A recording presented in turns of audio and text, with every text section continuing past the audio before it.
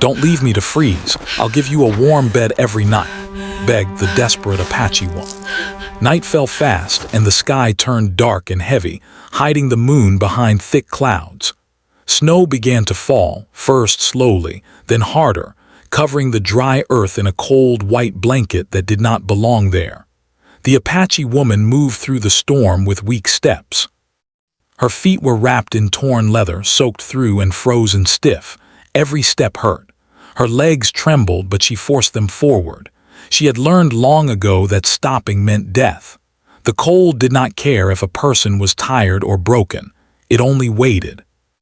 Her name no longer mattered to the world. No one called it anymore. The people who once spoke it with love were gone. Some had died from sickness, others from hunger, and some had scattered far away after soldiers came and burned what little they had. She had searched for them for weeks, following old trails and half-remembered signs, but the land gave her no answers. Now winter had found her. Her thin blanket had been lost 2 nights ago when the wind tore it from her hands. Her food was gone. The last dried meat had been eaten that morning, and even that had tasted like dust. Her body was light, too light, and her bones felt sharp under her skin. Still, her eyes stayed alert. Survival had taught her that hope, even a small one, was worth guarding. She reached an old trading path just as her strength began to fail. It was little more than a line in the snow, pressed down by horses and wagons from long ago. People rarely used it now. The world had moved on, leaving paths like this behind. She followed it because paths sometimes led to shelter, and shelter meant warmth. The wind howled louder, pushing her sideways. She fell once, then again. The second time, she stayed down longer than she should have. The snow crept into her hair and onto her face. Her hands were numb and she could not feel her fingers. "This is how it ends," a quiet voice inside her said. She closed her eyes for a moment, not to sleep, but to rest from the pain. Images came to her. Her mother's hands grinding corn, her father's voice telling stories by firelight, children laughing as they ran through summer grass. Warm memories, sharp enough to hurt. Then she heard something else. A sound that did not belong to the storm. Hooves. Her eyes flew open. At first she thought it was a dream, but the sound grew clearer. A horse was coming down the path, slow and careful. Someone was out there, moving through the same deadly cold. She pushed herself up, her heart pounding. Her legs screamed in protest, but she stood, swaying like a tree about to fall. She stepped into the path, lifting one arm. The rider appeared out of the snow, a man wrapped in a heavy coat, his face half covered, his horse tired but strong. He saw her at the last moment and pulled the reins hard. The horse stopped, breathing clouds into the air. For a few seconds they only stared at each other. The man's eyes moved quickly, taking her in. He saw her thin frame, her shaking hands, the frost on her hair. He also saw that she carried no weapon, just a woman standing in the snow, barely holding herself upright. He did not speak.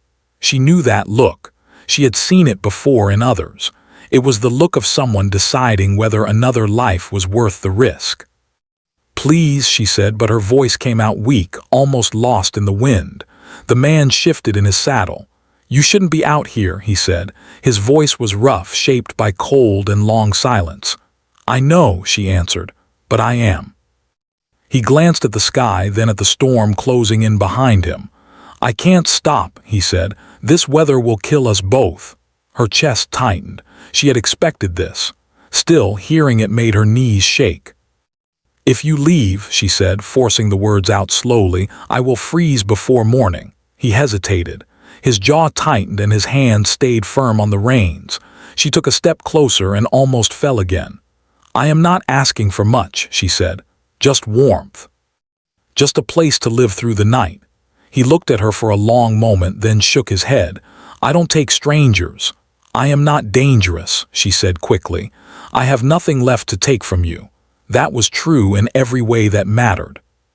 The wind rose again, colder than before. Snow stung her face. She felt the last of her strength slipping away like water through open fingers. Fear filled her, heavy and dark. Not fear of death alone, but fear that her life would end unseen, unheard, as if it had never mattered. Desperation pushed her to speak again. "I will earn my place," she said. "I will work. I will keep your fire going. I will make sure you are not alone in the cold nights." Her words were simple, but they carried everything she had left to give: loyalty, effort, presence. Not comfort in the soft sense, but human warmth, the kind that came from sharing space and survival. The man's eyes softened just a little. He had been alone a long time. That much showed in the way he sat, stiff and guarded, like someone used to having only himself to rely on. "You don't even know where I'm going," he said. "I don't care," she replied. "Anywhere is better than here." Silence stretched between them. The storm pressed closer, impatient. Finally, he let out a slow breath. "There's an old cabin a few miles from here," he said. "If we don't reach it soon, it won't matter anyway." Relief hit her so hard that her legs gave out. She sank to her knees in the snow. He was off the horse in seconds, catching her before her face hit the ground. She was lighter than he expected, almost weightless in his arms. "Easy," he muttered, more to himself than to her. He lifted her onto the horse, wrapping his coat tighter around her shoulders. She clung to the saddle, her fingers barely working, but she held on. As they moved forward, the cold still surrounded them, but something had changed. She was no longer alone against it. She did not know his name. She did not know what tomorrow would bring. But as the horse pushed on through the storm, one thought stayed clear in her mind. For tonight, she would live. And sometimes that was enough. The horse moved slowly through the storm, each step careful on the frozen ground. Snow clung to its legs and its breath came out in heavy white clouds. The man kept one arm steady on the reins and the other close to the woman, making sure she did not slide off. She leaned forward, too weak to sit straight, but the warmth of his coat around her shoulders helped her stay awake. The wind did not stop. It pushed against them from every side, as if angry that they were still moving. The woman's teeth chattered, even though she tried to control it. Her body shook without her permission. She had not felt this kind of cold before, not even in the worst winters of her childhood. This cold went deeper, reaching into her bones and her thoughts. "Stay with me," the man said firmly. "Don't close your eyes." "I'm here," she answered. Her voice was thin, but she forced the words out. She knew that sleep right now could steal her life away. They rode in silence after that. Talking took strength she did not have. Instead, she focused on the sound of the horse's hooves and the steady movement beneath her. Each step felt like a promise, fragile but real. Her mind wandered as the storm surrounded them. She thought of the long road that had brought her here. After her people were forced to leave their land, she had followed them east, then south, then nowhere at all. Trails ended. Camps were empty. The land that once felt alive with voices and songs now felt wide and empty. She had learned to survive alone, but loneliness had its own kind of cold. The man riding behind her was a stranger, yet he was the only reason she was still breathing. That thought scared her almost as much as it comforted her. She did not know his heart. She did not know if kindness lived there, or if he was only doing this because the storm left him no choice. After what felt like hours, she saw a dark shape ahead through the falling snow. At first she thought it was another trick of her tired eyes, but the shape stayed steady as they moved closer. "There," the man said. "That's it." The cabin stood low against the land, built of rough wood and stone. Snow had piled against its walls and the roof was heavy with white. It looked small and tired, but to her it looked like safety itself. The man helped her down from the horse. The moment her feet touched the ground, pain shot up her legs. She nearly fell again, but he held her steady. "Slow," he said. "We're here." He tied the horse near the cabin and led her inside. The door creaked loudly as it opened, and a rush of cold air followed them in. Inside, the cabin was dark and still. There was a small table, a rough bed, and a stone fireplace filled with old ashes. The man moved quickly, like someone who had done this before. He dropped his pack, knelt by the fireplace and began to work. Soon, the sound of striking stone filled the room. A spark caught, then another. A small flame appeared, weak at first, then stronger as he fed it dry wood. The woman sank onto the floor near the fire. The warmth touched her skin gently, almost painfully, like feeling returning to a numb limb. She held her hands out, palms open, breathing slowly. "You're safe for now," the man said.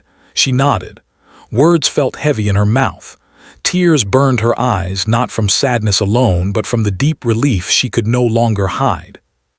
The man poured water into a small pot and set it near the fire. He handed her a cup once it warmed. "Drink slowly," he told her. She obeyed, taking careful sips. The water tasted plain, but it brought life back into her bit by bit. Her shaking eased, though it did not fully stop. They sat quietly as the fire grew. Shadows danced along the walls, softening the hard edges of the cabin. Outside, the storm continued, but its roar was duller now, kept at a distance by wood and flame.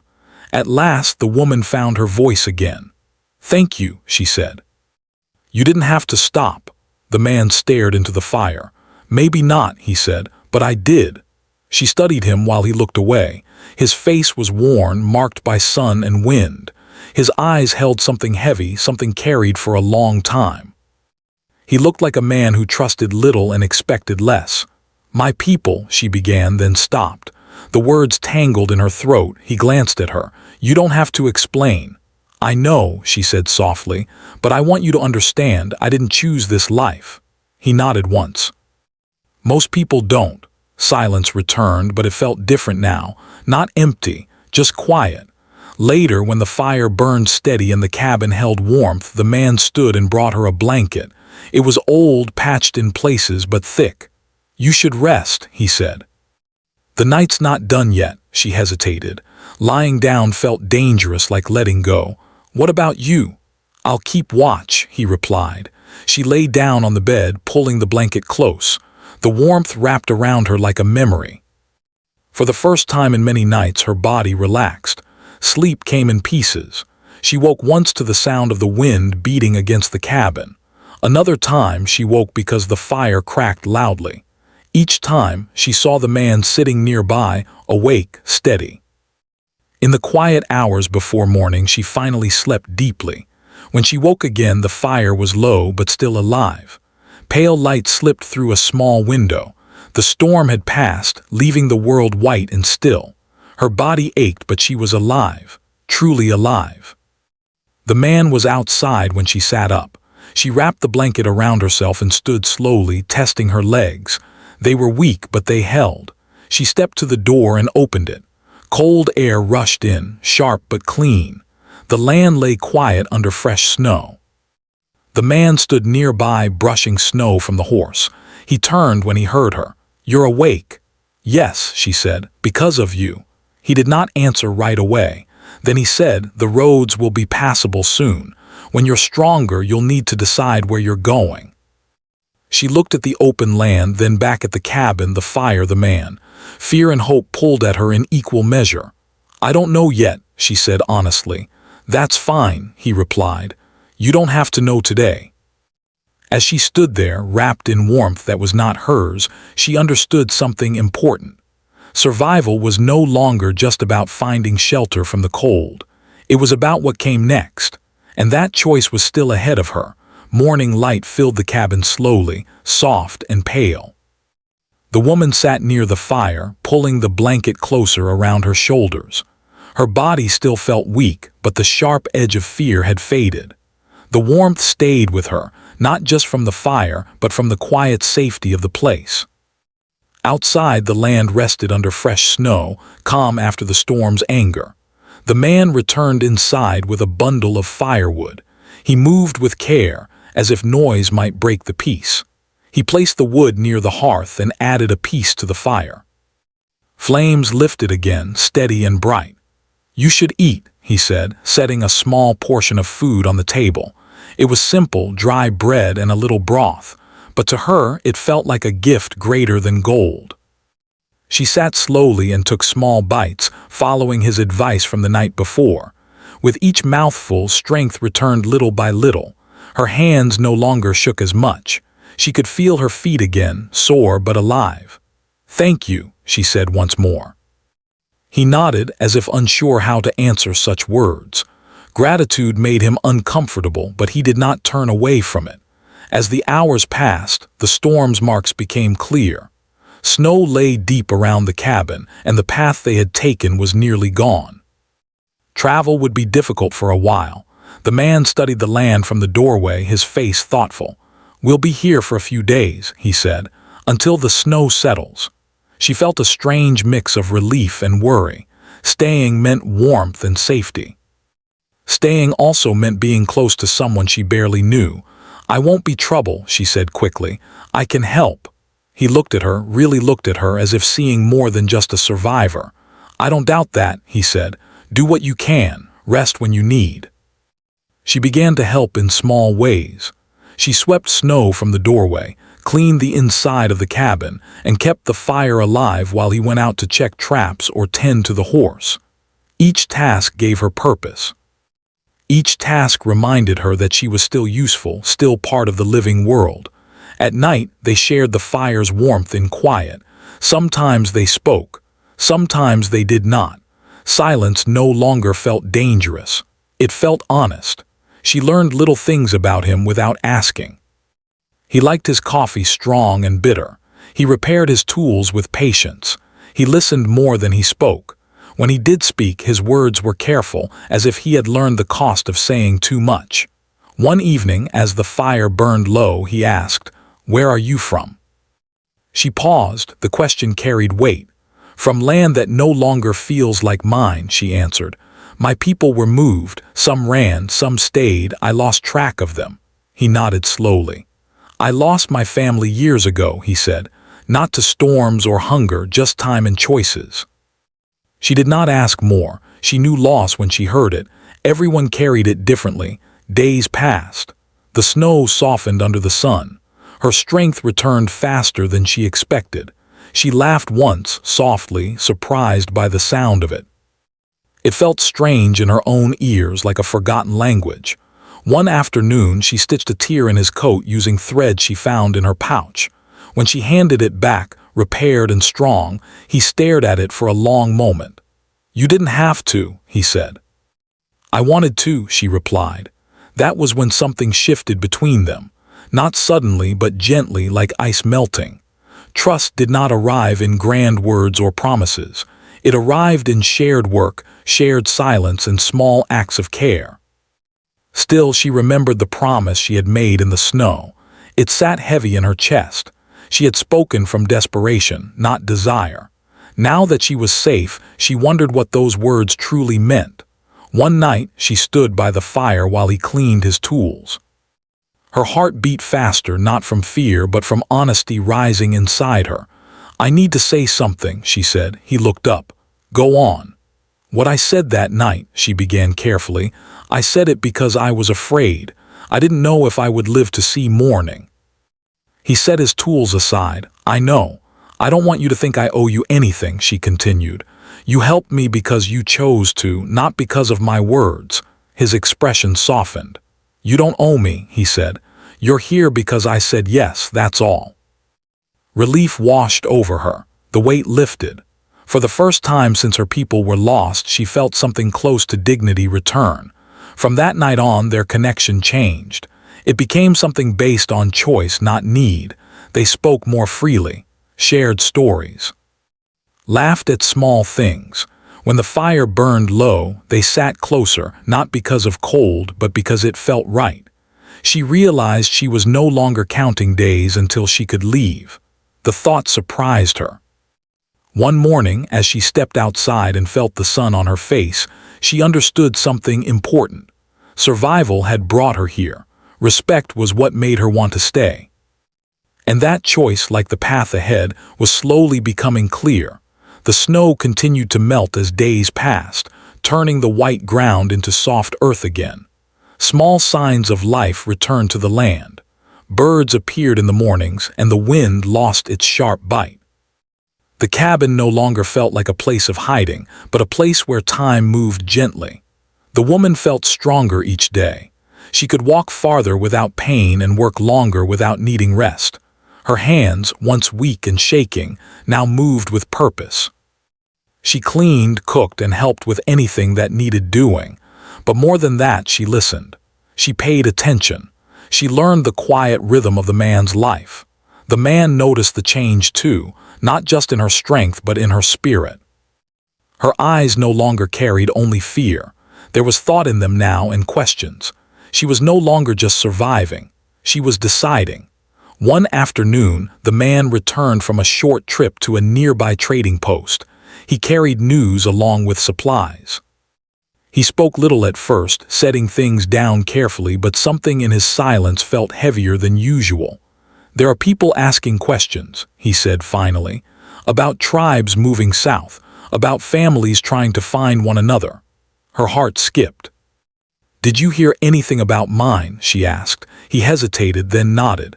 "Not names, but there are camps forming again, small ones, some not far from here." The words stirred something deep inside her. For so long she had believed her past was gone forever. Now suddenly it felt close again, just out of reach. That night sleep did not come easily. She lay awake, staring at the ceiling, listening to the fire crackle. Her thoughts raced. If her people were nearby, she should look for them. That was the life she knew. The life she had lost. But another thought followed close behind. If she left, she would be leaving more than just a cabin. She would be leaving the man who had helped her when no one else would. Leaving the quiet bond they had built without promises or demands. The next morning she went outside early. The air was cool but kind. She stood still, breathing deeply as if the land itself might give her an answer. The man joined her a little later. He did not speak right away. He stood beside her, looking at the horizon. "You're thinking about leaving," he said calmly. "Yes," she answered honestly. "And about staying," he nodded. "I figured." They stood together in silence. No anger, no fear, just truth between them. "If your people are out there," he said, "you should find them." "I know," she replied, "but it's not that simple." He looked at her then. "It never is." Over the next few days, the question stayed between them like an unspoken guest. Neither pushed it away. Neither tried to answer it too quickly. They continued their routines, but everything felt different, as if time itself was waiting. One evening, they shared a meal quietly. She watched the firelight move across his face and realized how much she had come to care for him, not out of need but respect. "I don't want to leave because I feel I must," she said suddenly, "and I don't want to stay because I'm afraid." He listened closely. "What do you want then?" She thought for a long moment. "I want to choose freely," she said, "for the first time in a long time." He smiled faintly. "Then take the time you need." A few days later, a traveler passed near the cabin. He stopped briefly, sharing food and stories. He spoke of a small Apache group camped near the river, not too far away. Her heart raced as she listened. This was real now. Not just a thought, but a path she could follow. That night she packed her few belongings. The sight of them surprised her. She had arrived with almost nothing. Now she had small things, patched clothes, a knife for work, a sense of belonging she had not expected. The man watched quietly as she prepared. "I can take you part of the way," he said. "If you want." She looked at him, touched by the offer. "Thank you," she said, "but I think I need to walk this part alone." He nodded. "I understand." Morning came softly. The sky was clear. The land stretched open before her, full of promise and fear. She stood at the edge of the path, ready to go. The man stood nearby, hands at his sides, saying nothing. "I don't know what I'll find," she said. "None of us ever do," he replied.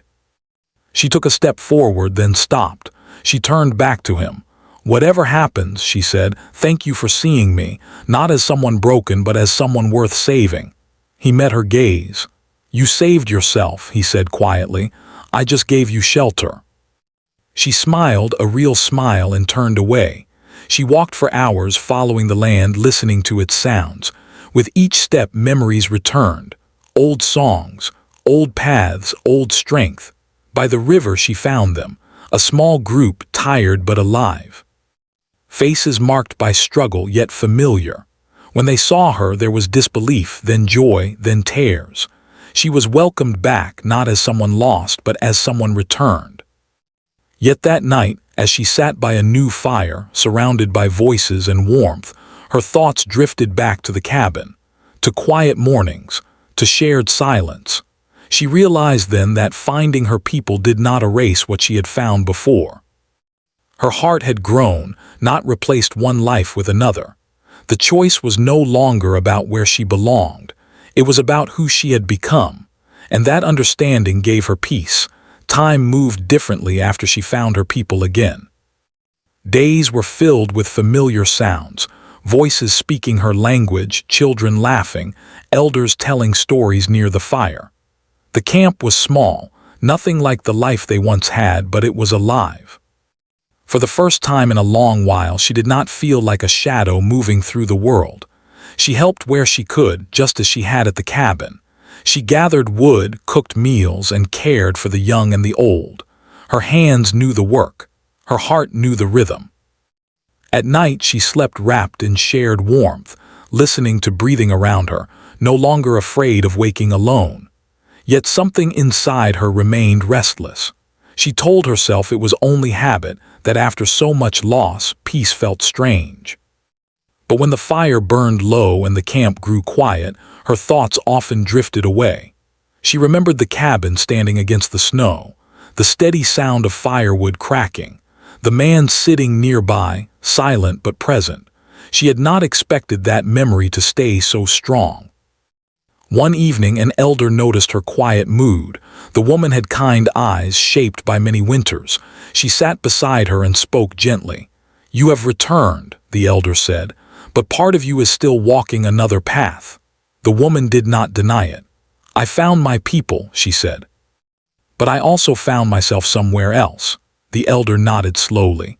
"The heart is not a small thing. It can carry more than one truth." Those words stayed with her. Days later, a trader passed through the camp.